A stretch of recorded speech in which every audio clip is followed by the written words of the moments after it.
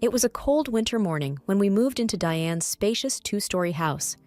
I remember looking around, thinking how lucky we were to be offered such a generous helping hand. "Megan, isn't this wonderful? Mom's house is big enough for all of us, and Lily will have so much space to play," Jason said as he unloaded our things.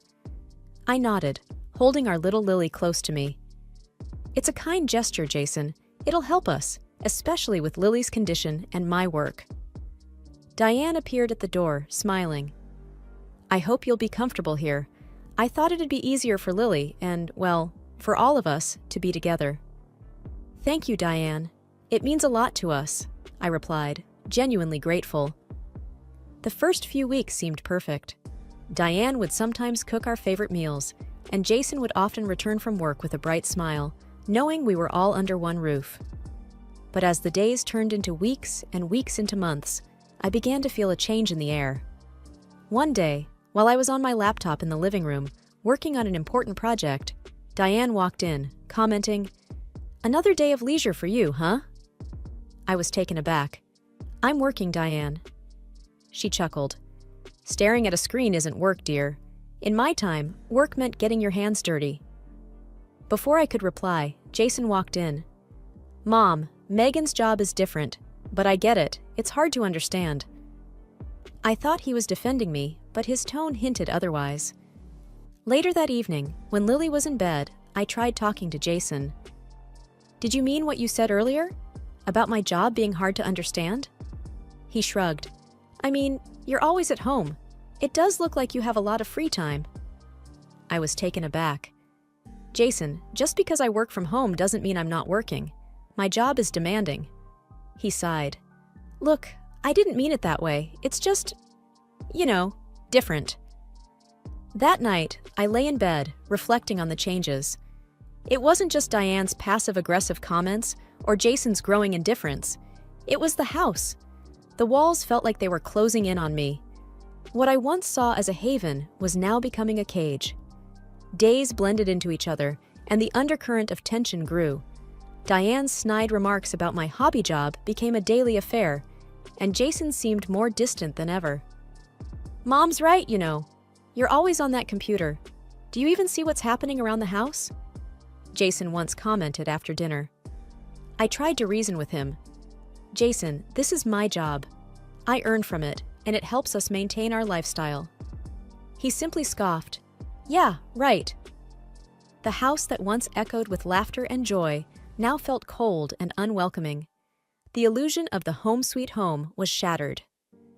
One Friday evening, after tucking Lily into bed, I decided to take a look at our joint bank account. Jason and I had always maintained transparency in our finances, pooling our incomes and sharing expenses. The routine check was just to ensure that we were sticking to our savings plan, especially with the mounting medical expenses for Lily. However, as I logged into our account, I felt a knot forming in my Jason ack. The available balance was much lower than I expected. Curious, I clicked on the statement to see a list of transactions. My eyes widened as I saw several large withdrawals for Party Central and numerous purchases from Shop on Couch Premium Package. I felt a mix of confusion and anger. Pulling out a notepad, I quickly jotted down the figures. Over the past few months, there had been a substantial drain on our savings, and none of it was for household expenses or Lily's medical needs. The next morning, I approached Jason. "We need to talk about our account." He looked up from his cereal. "What about it?" "We've been spending a lot more than we budgeted for. And what's this Party Central and Shop on Couch Premium Package?" I asked, showing him the figures I jotted down. "Oh, that," he replied nonchalantly. "The guys and I have been going out on Fridays. Just to relax and unwind. It's nothing big." "And the shopping channel?" I pressed on, trying to keep my voice steady. Diane, overhearing our conversation, stepped into the room. "Oh, that's just some stuff I ordered. I saw some nice things on TV." "But we can't afford these right now," I said, trying to reason with them. Diane snapped back. "It's just a few things, Megan. Why are you overreacting?" "I'm not overreacting," I retorted. "We have shared expenses, and we need to save for Lily's needs. We can't spend recklessly." Jason sighed. "Look, I need some time with my friends, And Mom likes those TV products. What's the big deal? It's not like you don't spend. I spend on essentials, I shot back, not on parties and unnecessary things. Diane scoffed. You make it sound like we're burning through cash. It's not a crime to indulge once in a while. But every week? I exclaimed, my voice raising. The room was thick with tension. Neither Jason nor Diane seemed to grasp the gravity of the situation. Our savings, which were meant to ensure a secure future for Lily and us, were being frittered away. It was clear that our views on finances were vastly different. Diane's careless spending and Jason's nonchalance were alarming. I realized that the promise of a shared future based on mutual understanding and respect was beginning to crumble. This wasn't just about money, it was about trust and shared responsibilities. I walked away, feeling more isolated than ever. The reality of our situation was becoming clearer by the day, and the once harmonious house was now filled with discord and resentment. One evening after work, I decided to treat myself to something I hadn't done in a long time: shopping. I headed to a nearby boutique, and after browsing for a bit, I spotted a gorgeous dress. It was simple yet elegant, perfect for an upcoming work event. As I checked the price tag, I hesitated for a moment. It was slightly over my usual budget for clothing, but then I thought of the hard work I'd put in, the hours spent on projects, and the recent bonus I'd received. I deserved this. Feeling a sense of joy I hadn't felt in a while, I purchased the dress and headed home, excited to show Jason and hoping it would bridge the growing gap between us. However, my excitement quickly faded when I walked into the living room. Diane and Jason were sitting on the couch, engrossed in a TV show. I cleared my throat. Hey, look what I got for the work event next week. As I pulled out the dress, Diane's eyes immediately zeroed in on the price tag. That seems expensive, she remarked. It's a bit more than usual, but it's for a special event, I explained, hoping for some support from Jason. But Jason just looked at the dress and said, Did we really have the money for this? Feeling cornered, I replied, It's from my bonus. I thought it'd be okay. Diane scoffed. After making such a fuss about our expenses, you go and buy this? Jason chimed in. Mom's right. You lecture us about saving and then go on a shopping spree? It's just one dress, Jason, I exclaimed, my voice rising. I work hard too. Can't I treat myself once in a while? Diane's voice dripped with sarcasm. Sure, while the rest of us tighten our belts. The joy I had felt moments ago was now replaced with humiliation and anger. I couldn't believe that after all the reckless spending on their part, they were criticizing me for one purchase.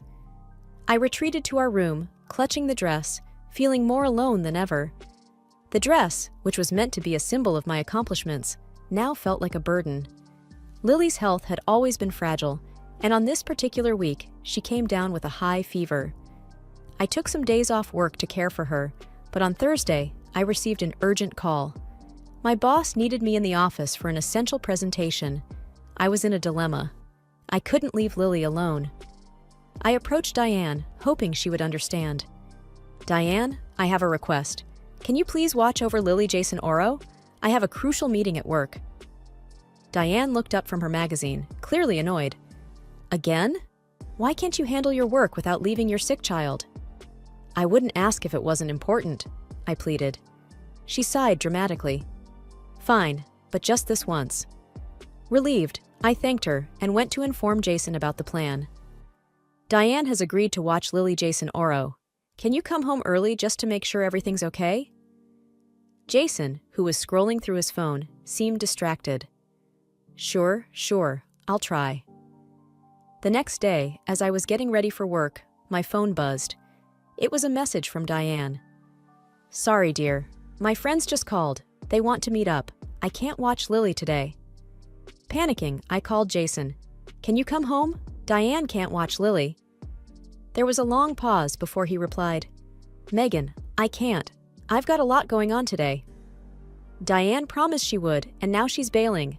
I need your help, I implored. He sighed. Okay. I'll leave work early, but you owe me one. Relieved, I quickly got dressed and left for work. Hours later, as I was wrapping up the presentation, I received a call from the school's nurse. Mrs. Johnson, Lily's fever has spiked. She's in a lot of distress. My heart raced. I'll be there right away." When I arrived at the school, the sight of my little girl, flushed and in tears, broke my heart. I wrapped her in my arms and tried to soothe her. Why wasn't she at home? Where was Diane or Jason? I thought furiously. Upon reaching home, I found the house empty. Hours later, Jason strolled in, the smell of alcohol strong on his breath. "Where were you?" I demanded. Jason blinked in confusion. "What? I told you I'd come home early, but the guys wanted to hang out. So—" "You promised," I shouted. "Lily was alone and unwell. Do you even care?" Diane entered the scene, looking displeased. "What's all this noise?" "Lily was left alone. She was sick, and neither of you were there," I cried, holding back tears. Diane rolled her eyes. "You always make a scene. She's just a kid. She'll bounce back." I was at my wit's end. "This is not a home," I whispered, my voice breaking. "I can't do this anymore." Jason looked taken aback.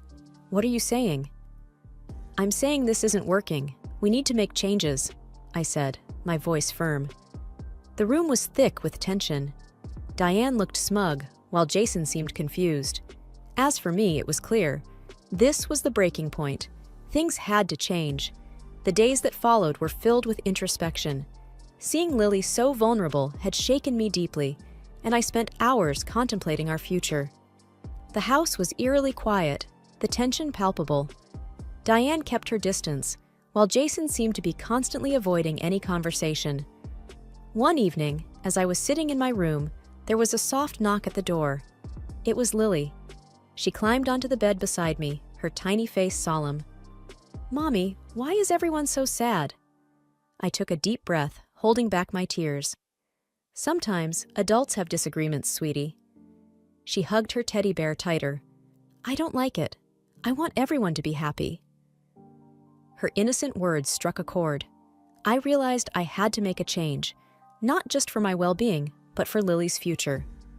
The next morning, I met with a lawyer to discuss the possibility of a divorce. As we spoke, it became evident that while the journey wouldn't be easy, it was necessary. A few days later, I mustered up the courage to talk to Jason. "We need to talk," I began, my voice shaking. He looked up from his laptop. "About?" "Us. This situation," I replied, motioning around the house. He sighed. "Not this again." I took a deep breath, trying to remain calm. "Jason, I've decided to file for divorce." He looked at me, stunned. "You're overreacting. We just hit a rough patch." "It's more than that," I replied, my voice firm. "I can't raise Lily in this environment. She deserves better." He looked away. "So you're just giving up on us?" "I'm choosing what's best for Lily and me." There was a long pause before he finally spoke. "Fine, if that's what you want." I nodded. "It's what's needed." The following week, as I was packing our belongings, Diane entered the room. She looked at the boxes and scoffed. "Running away?" I looked at her. "Starting fresh." She smirked. "You think you'll manage on your own?" "For Lily, I'll manage anything," I replied with determination. Diane just huffed and left the room. The day we moved out was emotional. The house that once held dreams and promises was now just a painful reminder of what was lost. As I locked the door for the last time, I looked back, a mix of sadness and hope in my heart. Lily held my hand.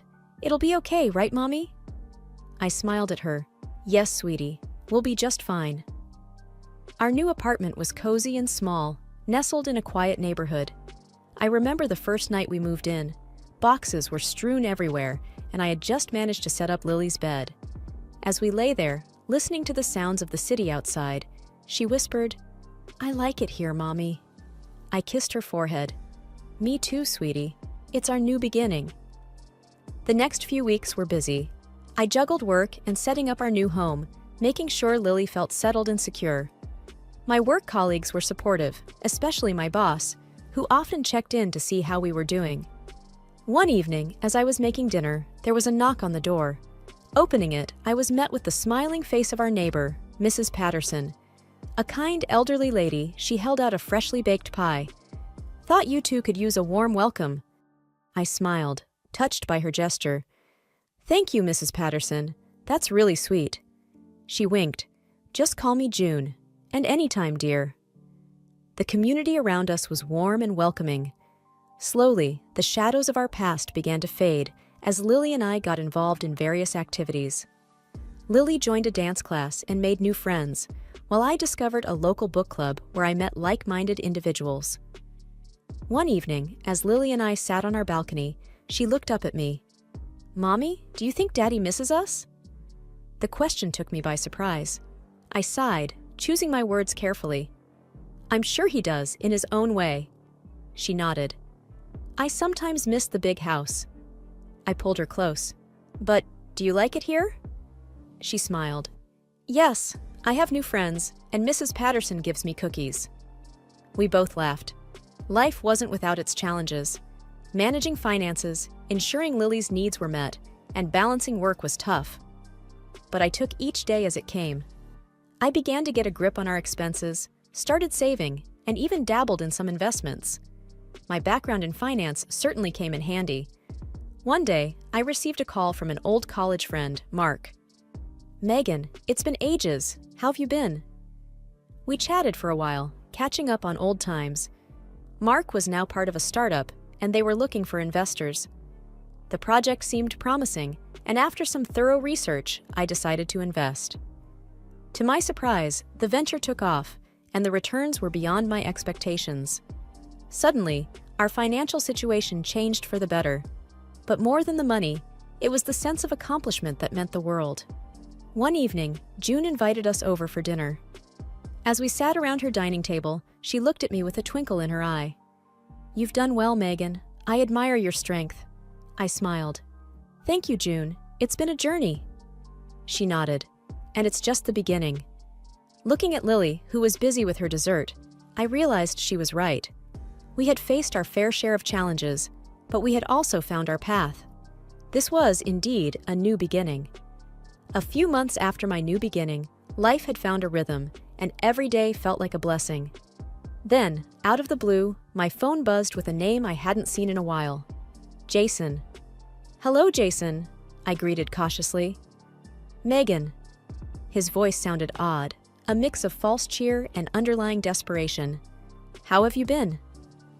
"I've been well, thanks. And you?" I asked, more out of politeness than genuine interest. There was a pause. "I've been thinking, Megan.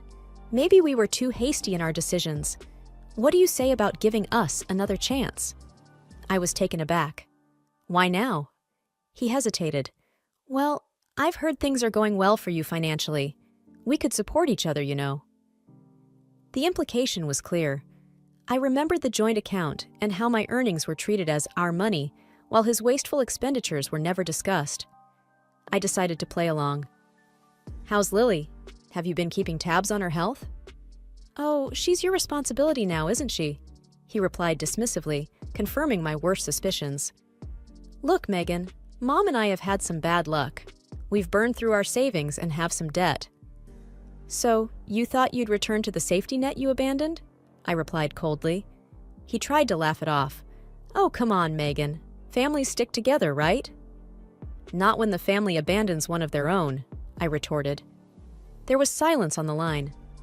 "So you won't consider my offer?" "Jason, you've made your choices, and I've made mine. I've learned my worth, and it's not as a safety net for someone who never valued me." The city skyline was a mesmerizing sight from the expansive windows of my new office. With a recent promotion, I had moved to the top floor, and the view was symbolic of how far I'd come. My work, once dismissed as mere internet stuff, was now at the forefront of the company's operations.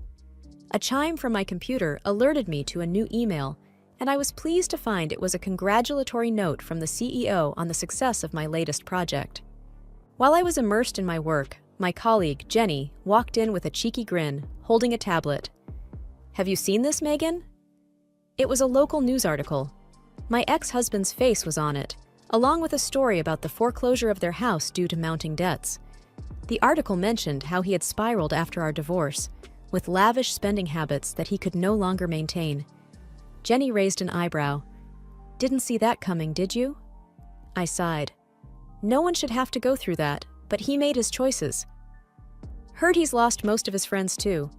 Apparently, he can't finance their Friday night parties anymore. That didn't surprise me. Those friends were around only for the good times, drawn to the allure of freebies and luxurious parties. Anyway, Jenny changed the topic. Heard you're being considered for another project? The European expansion? I nodded, smiling. Yes, I'm prepping for it. It's going to be challenging but exciting. Jenny left, and I took a break, stepping out onto the balcony attached to my office. The breeze felt calming, and as I looked down, I saw the coffee shop where I had last seen my ex-mother-in-law. She was animatedly talking to her circle of friends, probably recounting embellished tales about how heartless I was, not extending a helping hand to them in their time of need. I could have felt bitter or angry, but I didn't.